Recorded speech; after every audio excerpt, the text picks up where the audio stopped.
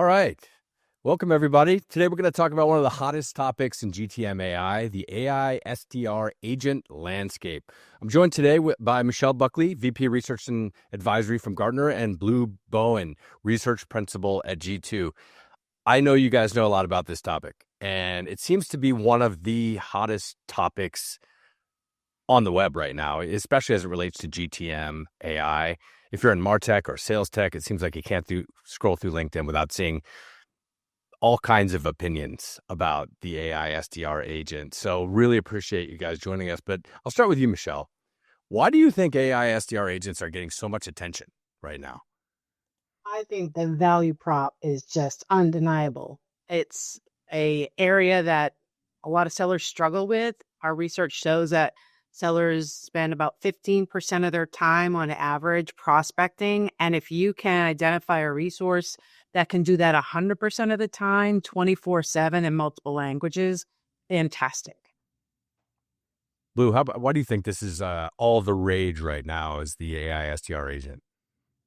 Yeah, it sounds great on paper. If I can automatically give you 10 to 15 meetings a week without doing anything, for a part of your sales organization that experiences the most turnover, that has high training lengths for, really junior employees, why wouldn't you take the bait? Yeah, 100%. Sorry, go ahead. I was just going to say, Blue, like to add to your comments, as a former sales manager myself, I mean, how exciting would it be to have a digital employee that you can train and it retains all of its knowledge and it never quits? It's just really exciting as a concept. And viable option. The efficiency gains and the productivity gains are, probably two of the most exciting things. When you think about a global enterprise, call it a global distributed enterprise, you could have 500-600 people in this position, and that's a lot of W-2. And I think that's the first thing that comes to mind. But the other thing you hear a lot about on the interwebs is how accurate are they? How good are they at their job, right? And when you think about sort of this world we're entering around sort of AI agents and not just AI SDRs, but bringing an agentic layer into every sort of business function across your enterprise. How do you think about like the line between human augmentation and automation in sales? So sort of that partnership between like what people are still focused on and what you're sort of starting to hand off to the AI agent and sort of in terms of workflows. Michele, have you thought about sort of this line between augmentation and replacement? It's a great question, Sean, because a lot of people, when they hear the words AI SDR, tend to have a knee-jerk reaction to it and just say, oh, no, I couldn't replace my SDRs.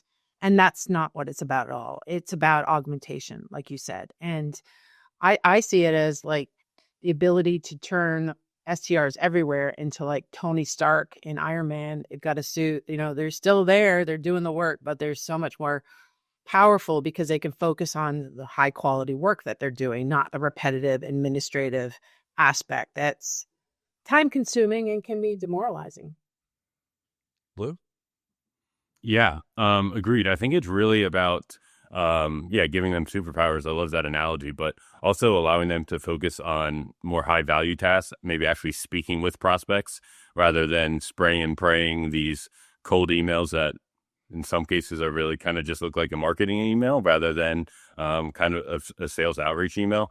So it's really about kind of taking the tedious tasks and replacing those and then allowing them to focus on higher value tasks.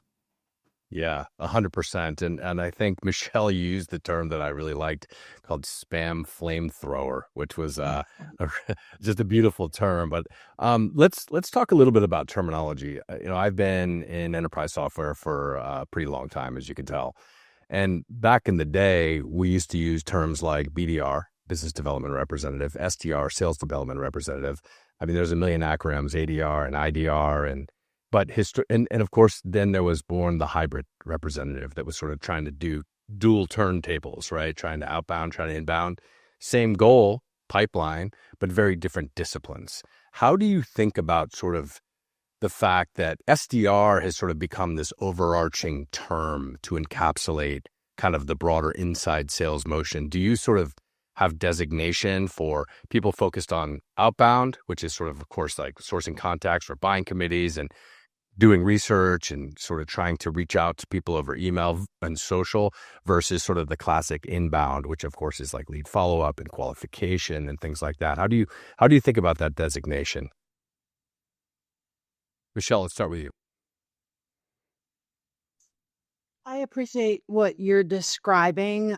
I think the idea of the inbound outbound is honestly a little bit old fashioned, dare I say. If you think about the role of an SDR, is actually created like 20 years ago, 20 to 25 years ago, when Salesforce and Oracle started deploying SDRs to address the fast growing market of just a land grab for CRM everywhere.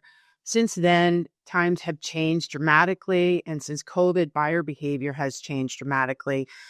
So I tend to just look at the SDR as a holistic role, which is focused on both inbound and outbound communication, where it's providing a fast, relevant, helpful response to clients.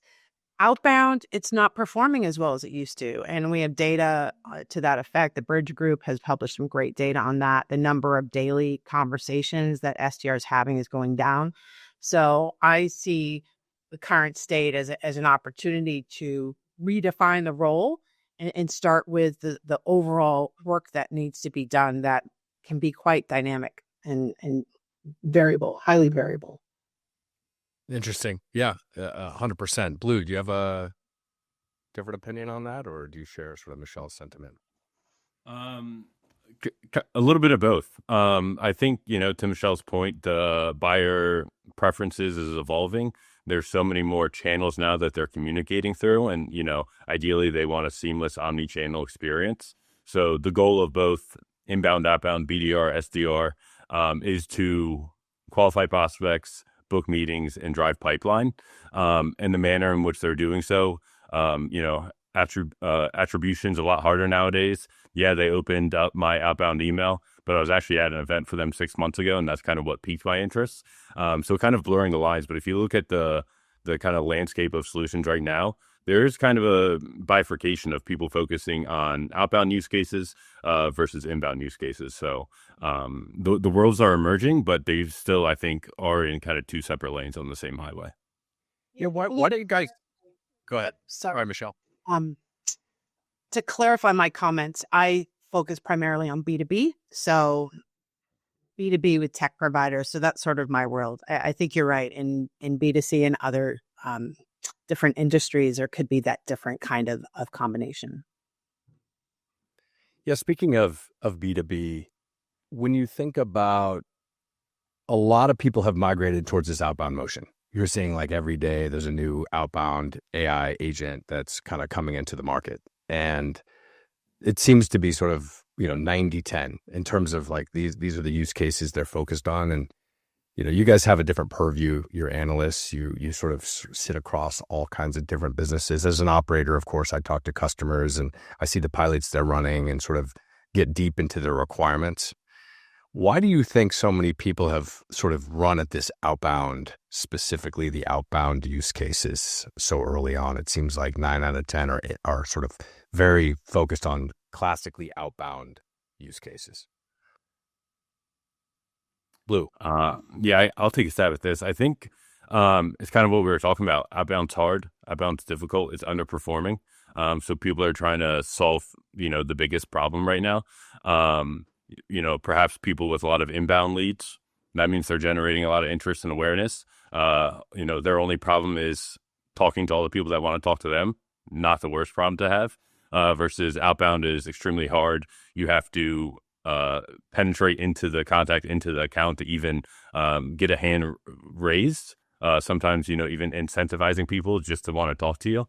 So it's a lot harder of a game. And I think that's kind of how they're trying to apply AI to gather robust insights using social presence, web presence to kind of paint a picture for them. So I think it's just a prettier problem to solve, if you will.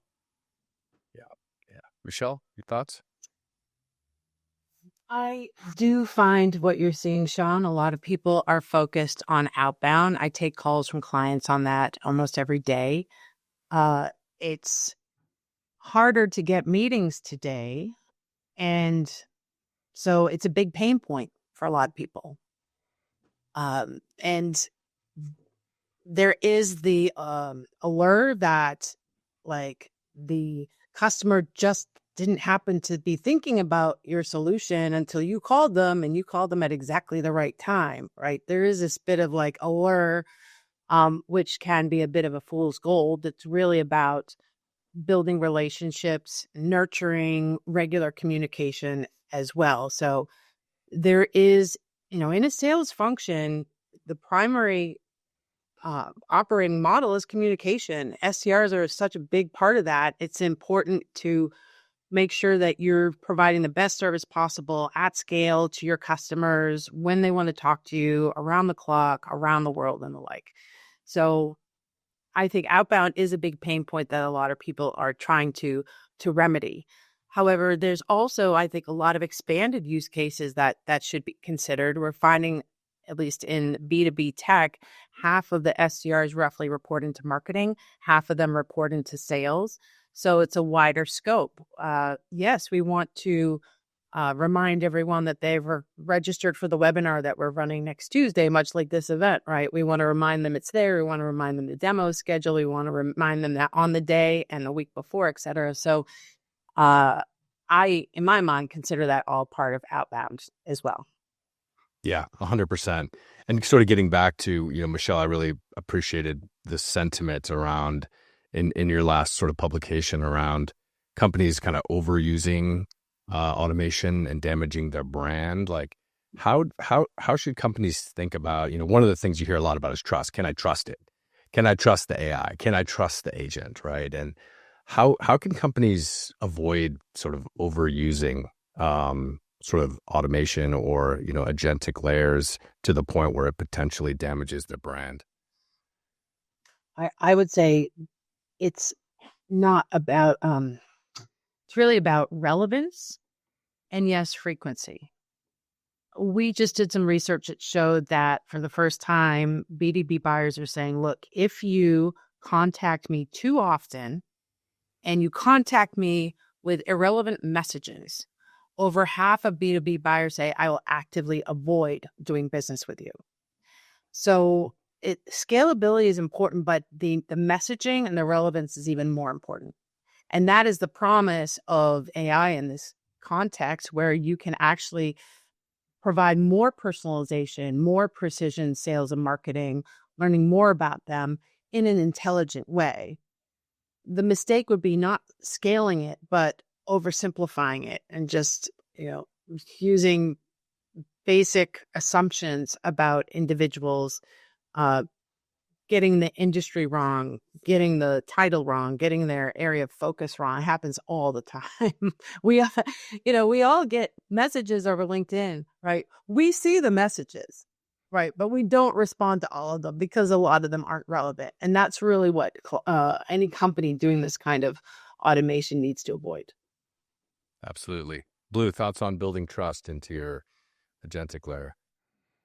Yeah, completely aligned. The hello, first name, last name. I saw where you went to school. Not really personalization. You see so much now with the social signals out there that if somebody gets funding or if they get a new promotion, influx of your inbox. It's really kind of taking that, I think, best to the next level. A combination of insights to draw, kind of being edgy, like challenging the status quo rather than one signal to one email, kind of, ideally trying to create a true customer profile, a prospect profile, like what would resonate. Not, hey, Sean, would you like 10x more pipeline and revenue to increase 5%? Like, I think all sales leaders want that. Or, I get LinkedIn messages. Hey, I see you're a research principal. Like, do you need help hitting your sales targets? It's like a little bit more context would have been helpful there. So, it's a mighty sword, but you have to use it wisely. Yeah. And to be fair, even when, people were doing this, you got some pretty rough outreach. It's a hard job. all MarTech and sales tech is founded on the core principle of like right message, right time, right person, right? And it's not easy to do. Um, when you think about enterprise ready AI, so I think there's so much enthusiasm about the capabilities that are coming. And again, we're in the first step of a marathon, right? But I think the first big wave we're seeing around production AI, especially in the GTM, is coming in the way of these agents. Um, how do you think about the enterprise readiness for this? And of course, there's consumer agents. There's agents that are sort of working in the background, but then there's also agents that are actually like working on behalf of your company across the firewall, using enterprise data to communicate with prospects and customers. Like, how do you advise companies, enterprises who are thinking about this? At our most recent event, our Tech Growth and Innovation Conference in March, I'm definitely very bullish in recommending people pilot an AI SDR. The first step, though, to be a success is get the data in shape. And a lot of clients don't have their data in a great set of, um, they don't have deep, they don't have great data quality. Their data is in a lot of different places. You have sales silos, marketing silos, service silos that don't share any information between them. So it's definitely something that needs to be pursued now and piloted, but it's got to start with getting the right data in place that you want to use in intelligent ways, because it is a mighty sword, as you said, Blue. It's like we've all written an email and we go, oops, we CC'd the wrong people, right? In this case, you've can do that to thousands of people by accident, and they can avoid doing business with you if you do it wrong. Yeah, 100%. Blue, thoughts?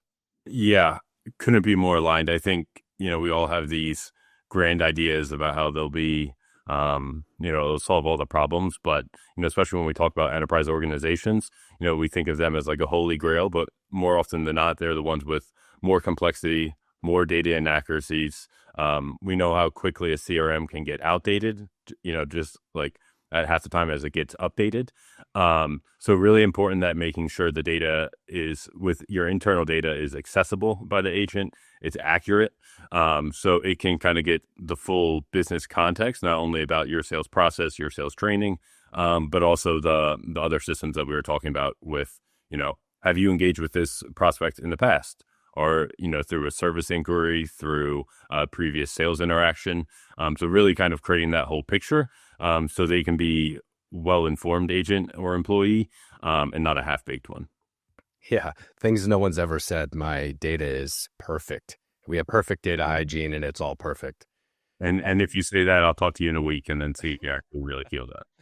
Yes, and the excitement of AI agents is that when they are doing work on your behalf, they will update the CRM systems and the various data systems. Yeah. So it's could get over that initial hump, but then, all of that communication, if they do schedule a meeting, the agents are putting that into the system, probably with more detail than human sales reps ever have. Yeah, one of the things I've gotten from both of your research that I've appreciated is you've called out quite a few of the pitfalls.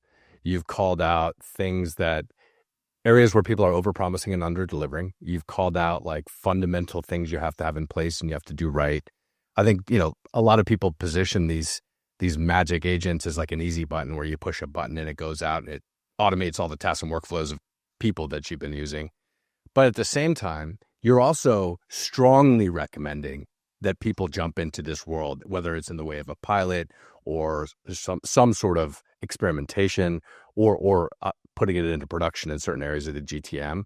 So why, given all of the challenges and given all of the considerations, it's very clear that you're a very, very much proponents of companies sort of like getting into this immediately. Can you give a little bit of background on sort of why sort of that's your central premise right now? I would say that we're seeing great success with agentic AI in a go-to-market context from a lot of big vendors. We've got case studies from Lenovo, Microsoft, and via in terms of the ability to automate some tasks that are cross-functional that are delivering like triple digit results. I mean, these are very reputable firms. They're finding that they're cutting time. Okay, maybe not always triple digits, but like maybe above 85 to 90%, right? They're getting proposals out 93% faster at Microsoft. They're getting their Lenovo's getting out configuration information on their solutions 90% faster as well. And so agentic AI absolutely is the future for go-to-market. And SDRs are just the start. So it may look like a storm in a teacup, but it's not. It is the future. Yeah, 100%. I'm a proponent of it for a few reasons. One is not going anywhere, so better be joining the ship than looking at the ship. And two, when I'm a big proponent of reducing friction in the buying process, using technology to empower the buyer, almost being buyer led and seller guided.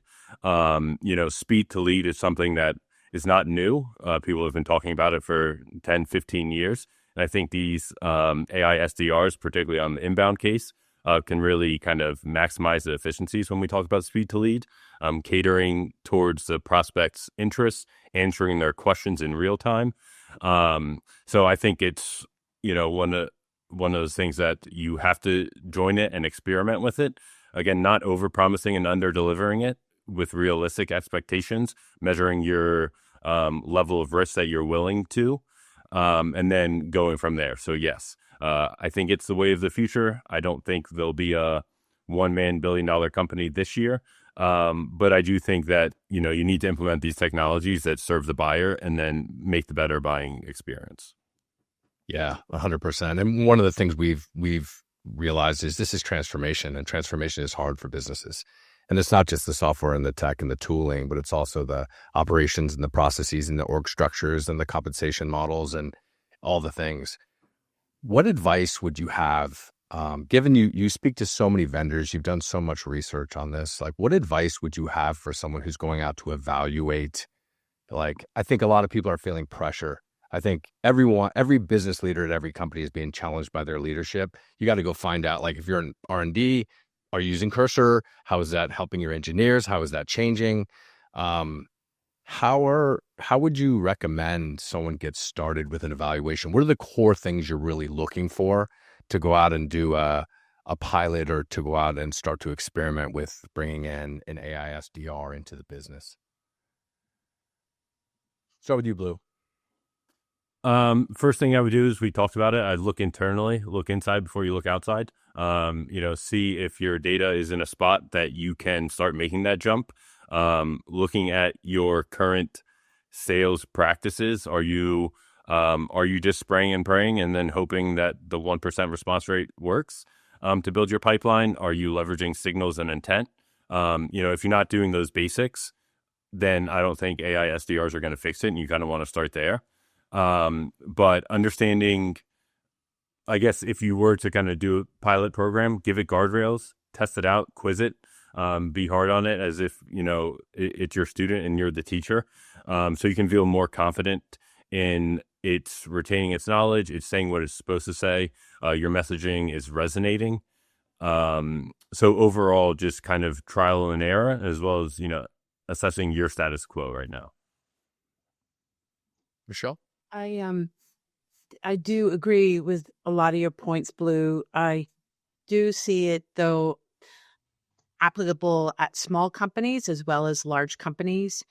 My mind, I'm thinking, look, if you're about right before you do your next hire, before you hire your next SDR or salesperson or marketing person, take a moment to reflect on hiring a digital human or hiring this AI SDR capability to do work as part of the team. We've been saying you've got to use tech as a teammate. And you're 100% right, Sean. It is transformative. The tech works. The tech can do it. This is not like, oh, can the tech do it or not? It's more like, how does it fit into my go-to-market motions? And what opportunities for innovation does this offer me? I think it would be a mistake to think, well, I have an SDR and now this AI SDR does this here. No, there's an opportunity to just change the way things have been done. The magic isn't necessarily like, yes, and now we finally pounced on the buyer exactly when they were ready to click on a signature. It's not about that. It's about adding value, like you said, Blue, valuable engagement to your clients, responsive, valuable assistance to the many people that are just trying to get work done. And to me, that's the magic. A lot of people think, well, if I just have the right formula and the right intent signal, and if I respond within a second instead of a minute, and this isn't really about the perfection of timing in a moment. It is about delivering value, and AI SDRs can do that in a number of different ways. Yeah, we're almost out of time. I could go all day on this with you guys. I mean, obviously, you guys have a lot of insights, and this is a really important topic. But I'll leave you with one question. One of the things I've always admired about companies is their MOPS and RevOps teams. They're just increasingly becoming heroes. Like, one of the themes throughout this conversation has been data. We've said data a lot. You have to have good data to activate the AI. If you don't have good data, you can't activate the AI with the right context. It's instruction based. We're moving into this new world, right? And from my purview, MOPS and RevOps are going to play an increasingly big role here. Not that they weren't already heroes in the go-to-market, but I think they're going to assume a lot more responsibility and have a lot more capabilities. Do you guys agree or disagree with that sentiment? I'll go first. I'll take the layup. I definitely agree. We're even seeing, if you go on LinkedIn, the glorification of the GTM engineer, which is so aligned to the underappreciated workers in RevOps, MOps, and sales ops. Also, like, taking a couple steps in the future when we think about agents of agents and systems of agents, and them talking to each other. If we look at the inbound use case, somebody comes on the website, starts talking with an AI SDR. What if it was a service request or service inquiry that they were looking for? Having that agent hand you over to the customer service agent to kind of, fulfill your request. All of that's kind of being done on the back end. And I think that's kind of the future state that we're looking at, is kind of agents talking to agents and, who's managing those agents. So I definitely think that they're going to be more vital than ever. Yeah, I agree with the multi-agent future that we have ahead of us. And I'm a big fan of the title of go-to-market engineer, because that is really what's involved in defining new workflows, sequencing, data points, when to involve humans in the loop, when not to, how we coordinating all of our agents. I have to be honest, I've seen, RevOps in its inception. While I'm a big fan on it, and I've been covering inquiries on it for a number of years, it's very intimidating for a lot of companies to think about pulling all their silos together and merging it into one big data set. RevOps as a concept is actually quite, perhaps even more transformative than AI SDRs, because it requires moving and transforming the whole organization at once. So I'm with you, Sean, on the concept of the RevOps and the MOPS. I'm a big fan of the go-to-market engineer, though, because it really starts to say, look, let's think of this in a different way. We don't have to mash together all of our silos of tech, our heavy tech, our giant, siloed tech. You can actually leave your siloed tech where it is, use the agents as the interface on top of it to go get the information you need from the various silos and bring it to the humans that need it. To me, that's the most exciting innovation ahead of us. Well, hey, really appreciate you guys joining us today. This is going to be, I think, a very hot year for AI SDR agents. So you guys have got a really early start. You've been covering it for a while. So I'm sure you're going to get a ton of new feedback cycles with production AI SDR agents. So look forward to staying in touch with you guys, and really appreciate you joining us today at the summit.